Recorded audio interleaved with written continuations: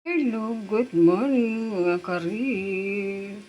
Tayo ay magluluto na naman ng another ulam at budget to budget tayo. Dahil nga sa nagmamahalan na bilihin ngayon.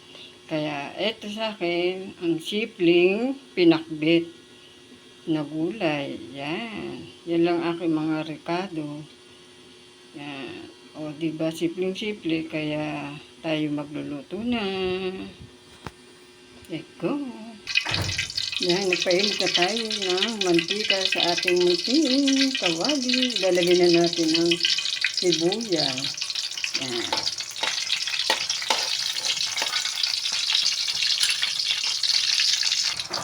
Lagay na rin natin ng bawang.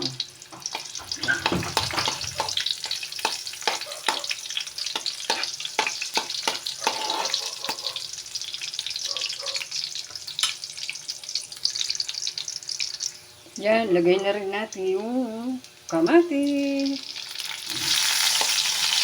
Dahan-dahan tayo dahil tumatalsik yung kamatis.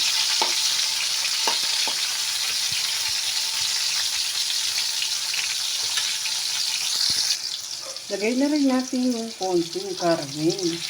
Yan. Haluin lang natin.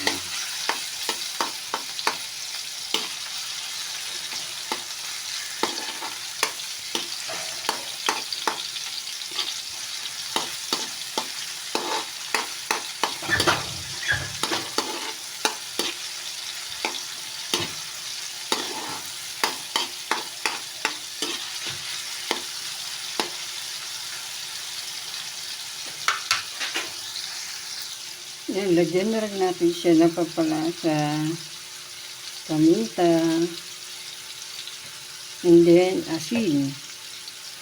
Yan.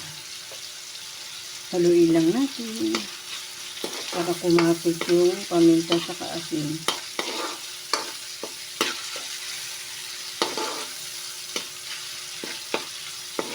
Pag alam niyo naluluto na yung karne, ilagay na rin natin yung mga gulay.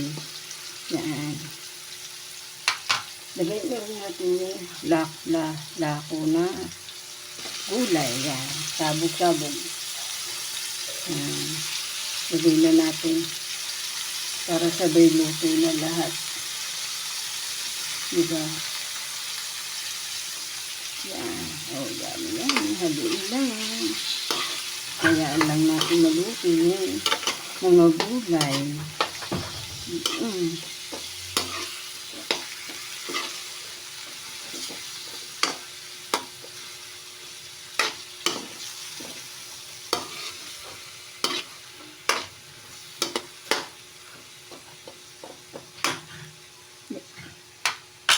Tapos, takpan natin siya. Hayaan lang natin siya maluto ng ilang minuto.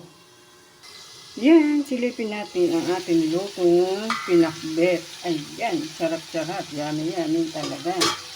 O, paano tayo kakain na? Salamat sa mga nanood. Bye-bye!